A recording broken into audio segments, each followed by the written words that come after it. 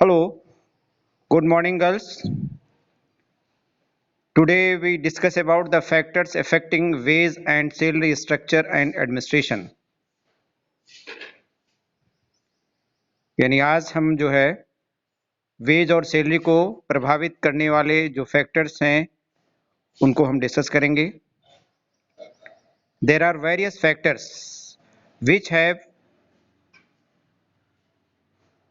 significant effect in the wage and salary structure in administration. Laws and legislation framed by government, demand and supply of labor, trade unions activity, production and ability to pay are the main factors which affects wage and salary administration. यानी salary और wages structure के administration को प्रभावित करने वाले बहुत सारे तत्व हैं.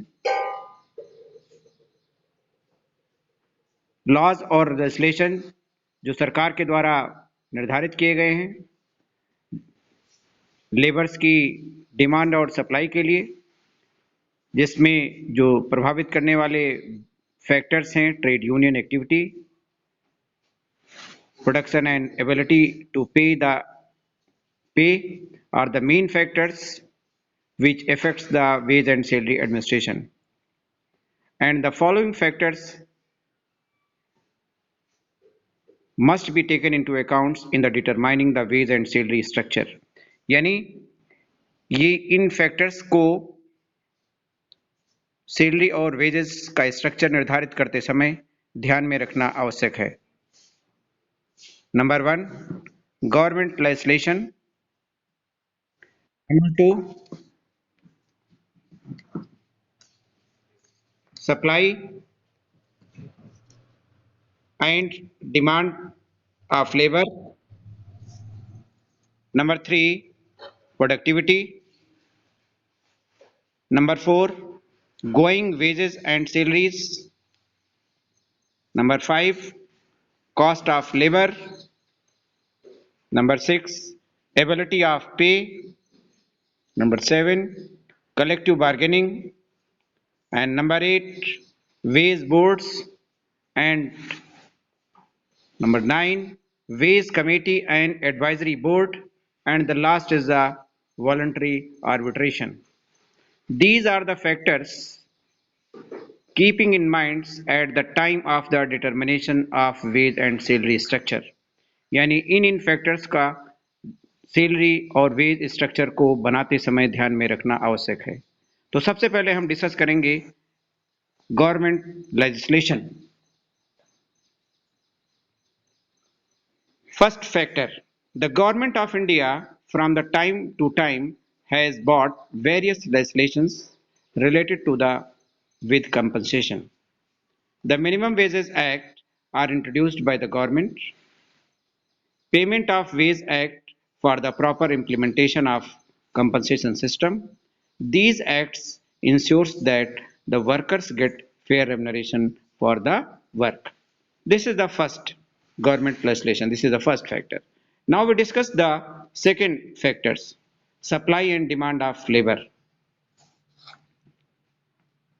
Demand and supply of labor in market had a direct effect on wage and salary administration. यानी डिमांड और सप्लाई लेबर की जो है मार्केट में जो है वो सीधे प्रभावित करती है वेज और सैलरी एडमिनिस्ट्रेशन को. Therefore, it must be considered while determining wage and salary administration. इसलिए ये जरूरी है कि हमें डिमांड और सप्लाई जो मार्केट के फोर्सेस हैं, जो फैक्टर्स हैं, उनको सैलरी और वेज स्ट्रक्चर को डिटरमिन करते समय ध्यान में रखना, कंसीडर करना बहुत ही जरूरी होता है. When the labor market is tight, यानी supply of labor is less and demand is more. यानी लेबर मार्केट इज टाइट का मतलब है जब लेबर की सप्लाई कम हो और डिमांड ज्यादा हो. And when it is loose, और जब लूज हो टाइट की जगह पे, तो इसका मतलब supply of labour more and demand is less. Has to taken into consideration while formulating the wage structure. तो वेज का स्ट्रक्चर फॉर्मुलेट करते समय इनको कंसीडर करना जरूरी होता है। फिर थर्ड पॉइंट डिस्कस करेंगे, थर्ड फैक्टर प्रोडक्टिविटी।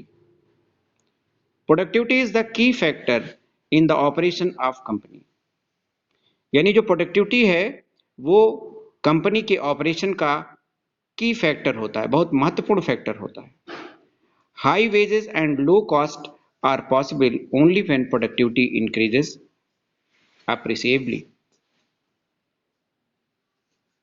यानी ये तभी संभव हो पाता है, हाई वेजेस तभी संभव हो पाती हैं जब कॉस्ट लो आती है, और कॉस्ट लो कब आएगी, जबकि प्रोडक्टिविटी इंक्रीज होगी। In general when productivity increases wage also increase. और सामान्यतः हम कह सकते हैं कि जब प्रोडक्टिविटी बढ़ती है तो वेजेस भी बढ़ती हैं। And next point number 4, going wage, salary and salaries.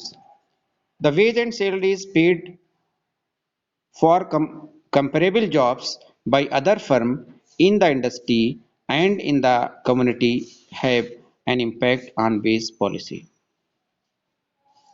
Without paying the lowest going wage or salaries, the ability to attract and retain the personnel will be strictly limited. Going wage and salary factor जो है कि wage and salary का comparison करते हैं एक firm से दूसरे firm की, यानी इंडस्ट्री में एक फर्म से दूसरे फर्म का कंपैरिजन करते हैं कि कहां पर किस फर्म में कितनी वेज या सैलरी मिल रही है, उसका कंपैरिजन करते हैं एंड उसका प्रभाव क्या है उसके लिए पॉलिसी बनाते हैं। Without paying the lowest going wage salaries, minimum जो आपका वेज और सैलरी दिए बिना हम अपने पर्सनल्स को ना तो अट्रैक्ट कर सकते हैं और ना उन्हें हम उस ऑर्गेनाइजेशन में, उस फर्म में रिटेन कर सकते हैं, यानी बनाए रख सकते हैं। इसलिए this factor is also is very important. And next is the cost of labour.